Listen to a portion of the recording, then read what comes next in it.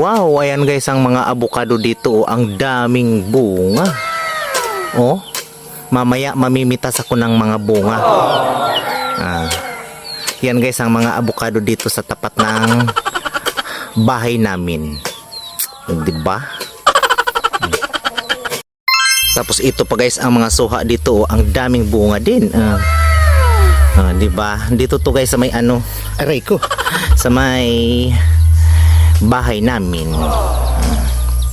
Diba? Kanamuragsi sa nang bunga. Yung nagayaya, masilak na ang sanga. So ayan guys, ang dami kong napitas na mga avocado. Diyan ko yan pinitas guys. Diba? Susungkit kami. Inabot kami ng hapon. Inabot kami ng alas 5 kakasungkit. Diba? Sungkit. Yan ang aming panungkit. Nilagyan niya ng tukod kasi masisilak sa sobrang dami ng bunga. Ang bigat. Ayan guys, isang planggana ang napitas kong Indian mango. So ayan, medyo mga maiitim-itim yan kasi sobrang tigas na yan. Diba?